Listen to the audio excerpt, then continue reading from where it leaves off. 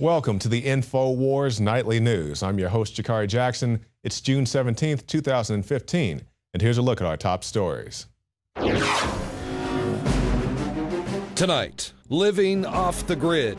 Authorities demand that a man's property be connected to city utilities. Then, a mob of black teenagers attacks a white family, but the mainstream media remains silent. And a disturbing video emerges of a cop murdering a 17-year-old kid for not complying with a traffic stop.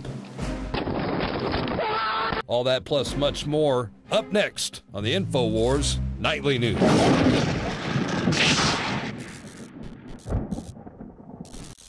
We love our veterans, or at least we say we do. We always have them on the stage or at the halftime shows, and you can't turn on the TV without seeing some type of pro-military, pro-veteran image on the screen.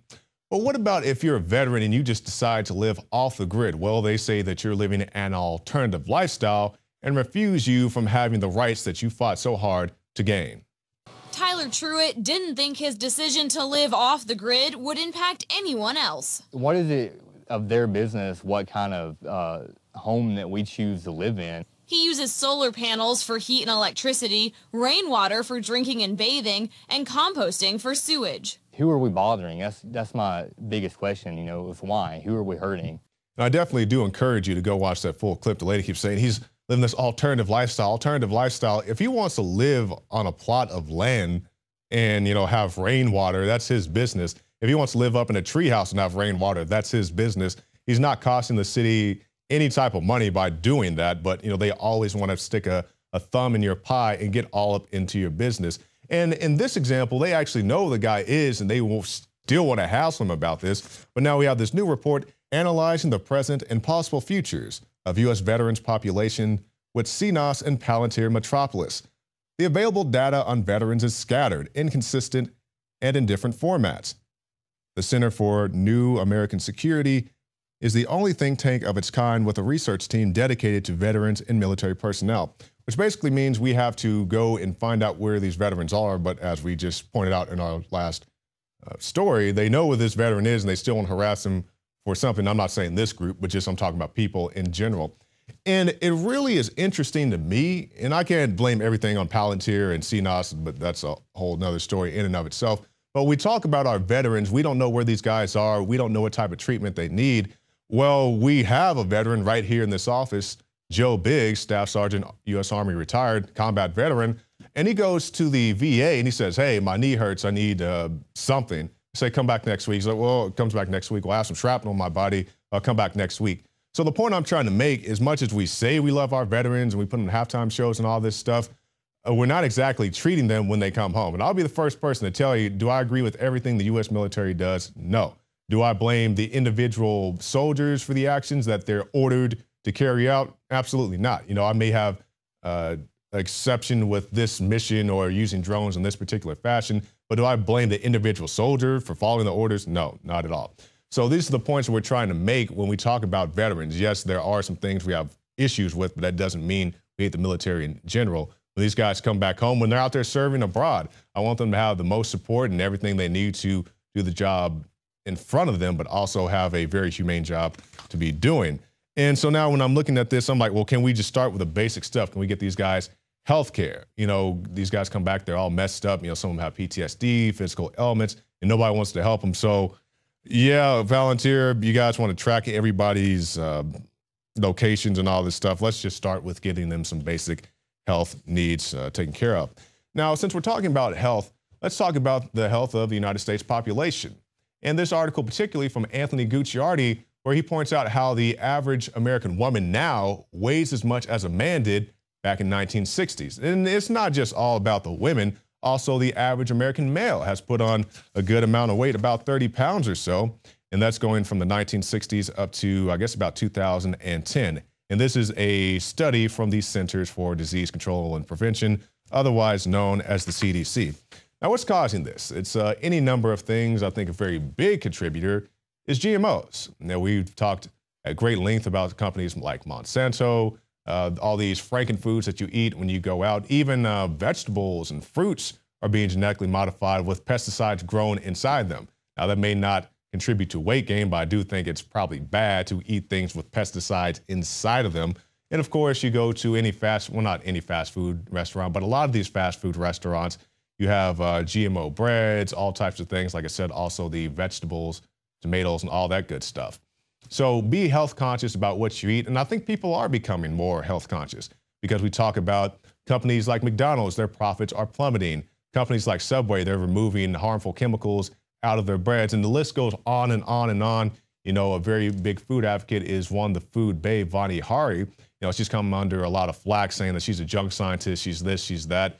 Regardless of what she is or isn't, I don't think she ever claimed to be a scientist. She's just a researcher who's trying to educate people about thinking about their foods in a vastly different way, to kind of paraphrase what Eric Holder said. And I'm all for it. You know, keep educating people, not just her. The reason I bring her up, she's a great example of what just a normal average person can do if they really put their mind to something. And this is her issue. And I wish her all the best of luck. Wish you the best of luck in your health endeavors. Now we're going to switch gears entirely and talk about some racial violence going on in the country. It seems like every week we have a shooting of a black teen by a white officer. Now there are also shootings of black teens by black officers. We did the story earlier this year, just going off the top of my head here, about a couple of gentlemen were in a car. They get pulled over by a black officer. The black officer approaches the vehicle. Hey, can you give me your license and registration? Lo and behold, somebody reaches for the glove box where the license and registration is held. The officer completely freaks out, draws his gun. Stop it, stop what you're doing, stop what you're doing. So the guy says, hey, this is getting way too out of hand. I'm gonna step out this vehicle with my hands raised. The cop shoots him dead right there on the spot. And that was a black on black situation there. But it's not just that. We have a situation now with a mob of black teens attacking a white family, and the media is silent. And this happened in Florence, the city of Florence, earlier this year. And a family was out, at a family gathering, and their 14-year-old son was initially hit from behind. And at first he thought someone had bumped into him, but he later found out that that was not the case, and somebody was throwing fists at him. And the father jumped in to protect his son and was attacked by a mob of 20 to 30 black teens. Now, when I say this, you have plenty of examples of flash mobs, violent mobs, the pumpkin fiasco that happened last year. They said, oh, these are just rowdy party goers, people smashing the pumpkins and doing all these wild things. You hear like a similar thing when they have riots out over sporting events. Oh, those are just a bunch of rowdy party goers and stuff. But, nobody wants to talk about it when it's a group of black people doing this. And I'm not bashing black people, obviously. I'm saying it's still a crime when they do it. If you're going to call this group of white attackers a mob, that's fine. But you also have to call this other group of attackers a mob as well. So it shouldn't be one-sided. And it reminds me of that situation. Somebody was on a bus. It was a white man. And a black guy walks up to him. He says, hey, what do you think about, was it Trayvon Martin or Michael Brown or one of those guys? He said, what do you think about this to the white man? The white man says, hey, I just got off work. I don't feel like having this dialogue. And the guy punches him in the face. The black guy punches the white guy. That's wrong. And I would say the same thing if, it was a black guy sitting there in the chair and a white guy came up to him. Hey, what do you think about Kelly Thomas? Well, I don't feel like talking about that. If the white guy hit the black guy, I would say the white guy was in the wrong. So, it's very much racially divided. So I really hope we could get to a point where it's not so much about race. It's just, did the person do the crime? Yes or no, and then hold them accountable because of that, not just so much a racial issue. And that's kind of a very long-winded rant. We'll switch gears once again and talk about criminal informants, feds under the beds, all these type of things that are going on. And, you may be out at an event. I've met people. I can't say that they're criminal informants or, whatever, but I've met some very strange people who just ask me all types of strange questions. And in this new video that we're about to show you here, it points out how the person that you may be talking to could be a federal informant. See that dude in your local anarchist meeting? That weird guy at the mosque? Well, he might be an informant. Part of the big bad surveillance machine is a big network of informants, and they're charged with one simple task: get information on groups and people that the government doesn't really trust. And since 9/11, the American Informant Network has grown into its own industry. In 1975, there were 1,500 paid FBI informants, and in 1980, 2,800. But in 2011, over 15,000. Now, to circle back to something that we mentioned earlier in our broadcast, we now have a video. Cop murders 17-year-old kid for not complying with a traffic stop. Now, this comes into play. Do you have to abide with every order that you're given? Because we hear this a lot of times well, he wasn't agreeing or complying with 100% of what I told him to do. So it's one thing to stop somebody or maybe have a quick chat, and I'm not saying all that stuff is well and good, but it's one thing to do that, and it's a completely different ball game to escalate to the point where you actually pull out a gun and shoot the person, and here's a video of that. Out of the car or you're going to get tased. Everything's being recorded, son. I got no problem with that. Arms out to the side. Are you all? I don't have a weapon. Hey!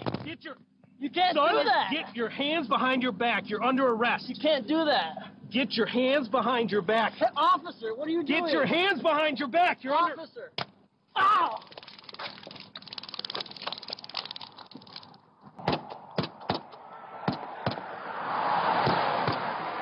A sheriff's sergeant in Eaton County, Michigan will face no charges after shooting and killing a 17-year-old for not complying with a traffic stop, despite the fact that he had committed no crime whatsoever.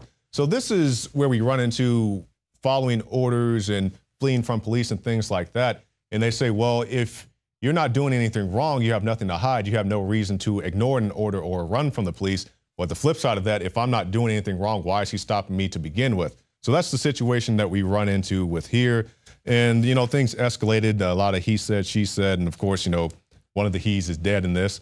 So it's a very unfortunate situation. And hopefully, you know, we've had a lot of riots, a lot of different things going on in the country just in the short time that I've worked here. And things really don't seem to be getting a whole lot better. And I'm not sure what it's going to take to hold these officers accountable. Now, when I talk about these stories, I'm not trying to generalize police in general, because I had a chance to talk to a police chief one time. He said, hey, don't blame me for stuff that I didn't do. Don't blame me for the stuff that's going on in Ferguson or Baltimore or Cleveland or any of these other places. Just blame me for the things I do and the things that my department does. And I said, fair enough, chief. But then you have these situations when their officers go out and do something and nobody gets held accountable. You know, like some guy will be out filming police, you know, with enough space that a horse can walk between them, literally. Happened here in Austin. And somebody snatches the guy's phone, and then another officer comes up and pepper sprays the guy in the face. And it's like, well, you shouldn't have been rushing the officer. Like, what video were you watching? He did not attack, rush, yell, scream, spit, anything at the officer. He was attacked for standing there with his cell phone in the United States of America. He had enough room to drive a freaking horse in between there. It's all kinds of stuff. I'm not sure what it's going to take. And a lot of people say, what's the answer? I don't have definitive answers. I'm up here telling you what happened today. You know, what happened last week. You know, maybe a prediction about what may happen next week. I don't have all the answers. You know, the answers are within yourself. And we'll talk about that with our guests coming up. But just do what you can to make these things stop in your community. And we'll end tonight with this before we go on to more special reports. Florida chief under fire for preaching in uniform. Wouldn't the world be better if everyone behaved like a Christian? Polk County Sheriff Grady Judd spoke from the pulpit of First Baptist Church at the Mall in Lakeland 2 months ago, and as you can see, he was in full uniform. The Freedom of Religion Foundation sent this letter to the sheriff accusing him of excluding other religions and making non-believers feel like outsiders in their own community. I was invited to this church, just like I am to many churches, just I am to many secular events, to speak. And this story is very interesting to me because it seems like another persecution of Christians. Because this Christian guy did this Christian guy did that. You know, you can't be a Christian if you go to places like Fort Hood. You know, it's okay to piss in a jar that has Jesus in it, but if you dare draw a picture of the Prophet Muhammad, then, you know, you're asking for it. You're really egging these people on to come and attack you. And I want to talk a little bit about that, because if we have these events where you can, you know, urinate on Jesus and do these other things, you can put up a picture of a dog's anus and say it looks like Jesus. And that's all well and good. It's fun and games, ha, ha, ha. But on the flip side of that, had a radical Christian, so-called quote unquote Christian, wouldn't attack these news agencies that put that out. They said radical hate group, da, da, da, da, da. But on the flip side of that, and I'm not trying to make this a Christian versus Muslim kind of deal. I'm just using this as an example. When you have situations like what Miss Geller is doing, having these cartoonist events and stuff like that. Oh, she's asking for it. She's bringing it on. But on the flip side, like I said, if a Christian wouldn't attack these other news agencies, they'd be like, oh, they're so horrible and they shouldn't have done that to us. And once again, you know, Geller does what she does. I personally wouldn't do anything like that, but, you know, I don't think it's worth killing anybody over. Just thoughts going off the top of my head. And it's just more that we see, you know, you can be a different type of group, and it's not all religious. And like I said, I'm not trying to, you know, bash on the Muslims or whatever. Myself and Joe Biggs went out to the state.